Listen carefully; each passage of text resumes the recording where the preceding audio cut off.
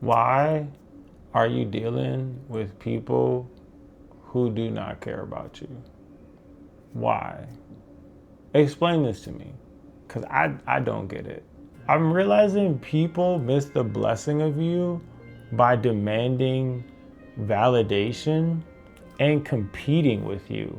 Somebody who truly cares about you is not looking to make you competition.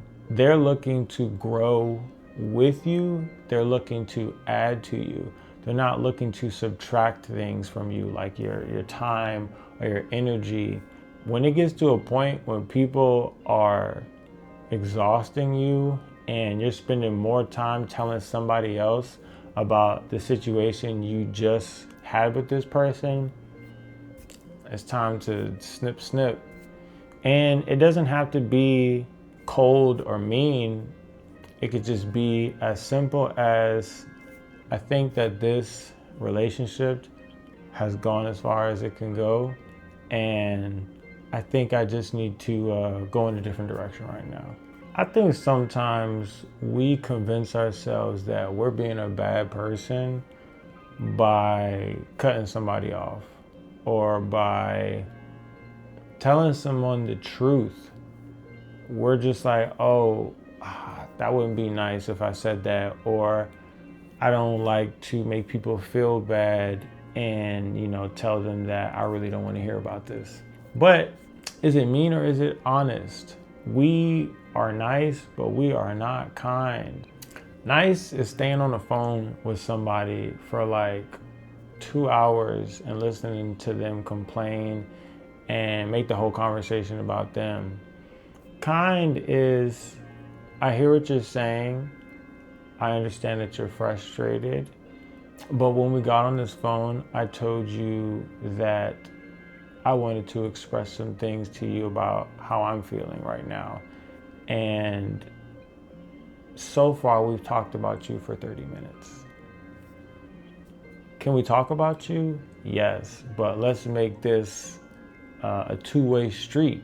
Let's make this an actual conversation where we respect one another's time and we respect what the individual is actually going through. I just finished reading this book. It was talking about friendships, and it was categorizing friendships into 4 groups. The 4 groups being acquaintance, casual, close, and intimate friends.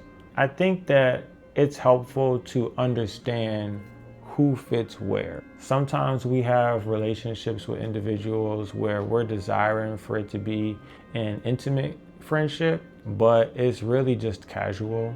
And if this individual that is kind of showing up more casual is mad at you for not giving intimacy level energy, I think you got to recalibrate a little bit. I've decided to start meeting people where they're at. If somebody's giving me 10%, I'm going to give them 10%. It's not out of spite. It is just to regulate myself. They start very casual. They start very innocent.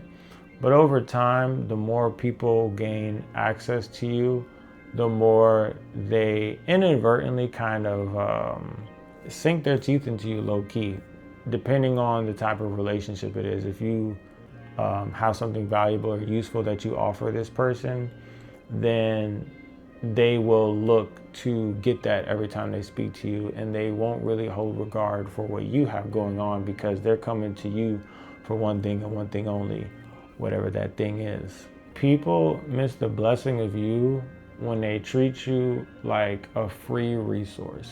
Relationships can be mutually beneficial when you recognize what it is you both offer each other.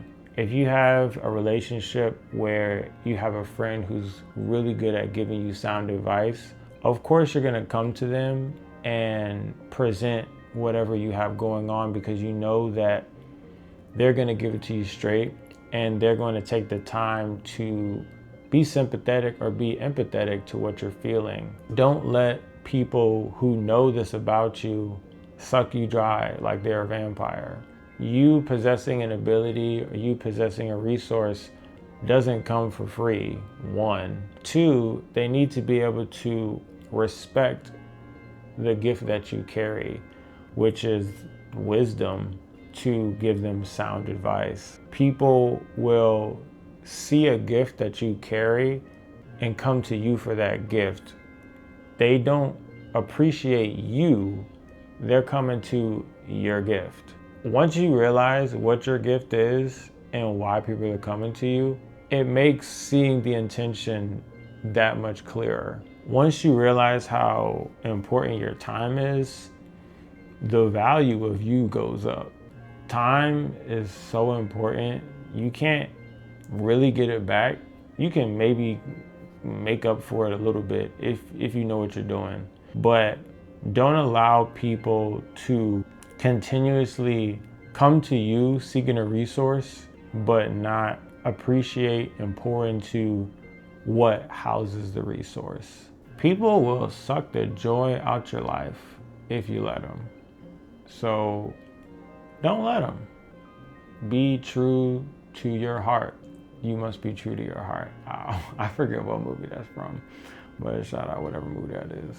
Sit and really think about where your friends fall in the category, because I have been guilty of thinking that I had a lot more close friends and they were really casual friends. And sometimes those casual and or acquaintances try to slide into the intimate and close friend category, but that's something that has to be earned. Like, if we ain't had almost a near-death experience where I really see how your values, morals, and character is tested in several different environments, I can't trust that I can trust you because I haven't seen who you really are. There's a line from the Dark Knight movie where the Joker talks about people reveal who they really are, like right before they die. And basically he tells a commanding officer of the guys that he killed, he was like, so really I knew your men better than you ever did. And that's thought-provoking because people really do reveal who they are under pressure, and it shows you their heart posture. If you have an experience with someone and they become erratic and like just completely out of character of what they usually are, that's their heart posture.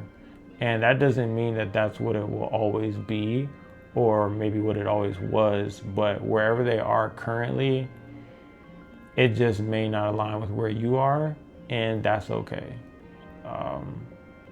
I think people don't want to lose friendships. People don't think that relationships will end, but they do. And I think that people have to understand that it's okay to have a funeral for a friendship, because sometimes you have to mourn a friendship. Sometimes you gotta grieve a friendship, and people probably don't do that enough. We should do more.